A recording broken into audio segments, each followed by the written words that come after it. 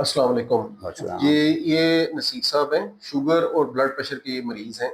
इनसे इनकी बीमारी के बारे में पूछते हैं। जी नसीर साहब, जी। आप मेरे पास कितनी देर पहले आए थे? 3 माह पहले आए। शुगर ਤੇ ब्लड प्रेशर सी जी। कंट्रोल च नहीं सी। जी। दवाई फिर मैं लिखी और दवाई 8 दिन ही खाधी मैं, कंट्रोल भी हो गया। शुगर भी कंट्रोल हो शुगर गई, ही कंट्रोल भी हो गई। ब्लड प्रेशर भी कंट्रोल हो आज गई। मैं दवाई छੱਡ दी थी। दवाई छड़ दी एक हफ्ते बाद? जी जी। तो क्यों छड़ दी थी दवाई? बस मैं ठीक हो गया, मेरे को है। ठीक समझ के छड़ दी थी, हाँ। फिर दोबारा की मसला होया? दोबारा फिर वही मसला होया की ਤੁਹਾਡੇ ਕੋਲ ਆਇਆ ਵਾਂ, ਫਿਰ ਦਵਾਈ मतलब ਮਿਲ किन्नी ਜੀ। किन्नी शुगर रहना शुरू हो गई थी दवाई छड़न तो बाद? 500 ਪਹਿਲਾਂ ਸੀ। 500 ਤੇ ਚਲੀ ਗਈ जी। ਤੇ ਬਲੱਡ ਪ੍ਰੈਸ਼ਰ ਕਿੰਨਾ ਰਹਿਣਾ ਸ਼ੁਰੂ मेरे ਹੋ ਗਿਆ बस ਸੀ? 240 30 40 25। अच्छा ना। हाँ, तो फिर ਤੁਸੀਂ ਦੁਬਾਰਾ ਤਸ਼ਰੀਫ ਲੈ ਆਏ, ਦਵਾਈ ਮੈਂ ਦੁਬਾਰਾ ਲਿਖੀ जी जी, तो ਤੇ काफी फर्क है माशाल्लाह। अबे भी ये ना, और मेरा 100 210 भी हो जाए। 210 ਤੇ ਚੜਨਾ ਸ਼ੁਰੂ ਹੋ ਗਿਆ ਦਵਾਈ ਛੱਡਣ ਤੋਂ ਬਾਅਦ।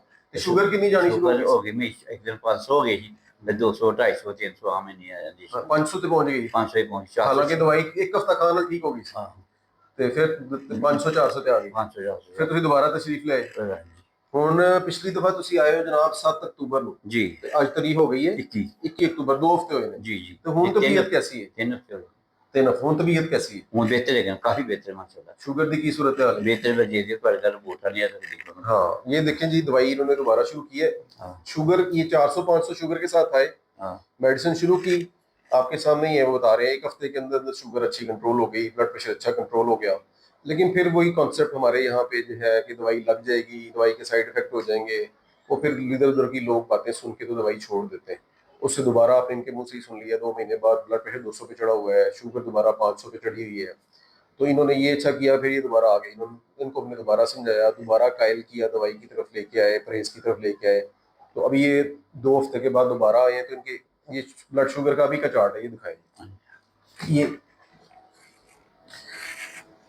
ये दवाई शुरू करने के बाद पहले शुगर 300 400 500 रह रही थी, दवाई शुरू की है तो ये 284 171, और आहिस्ता आहिस्ता ग्रेजुअल देखें।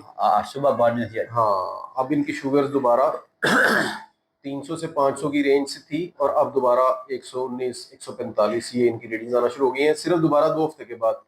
और ब्लड प्रेशर भी दोबारा कंट्रोल, शुगर भी दोबारा कंट्रोल।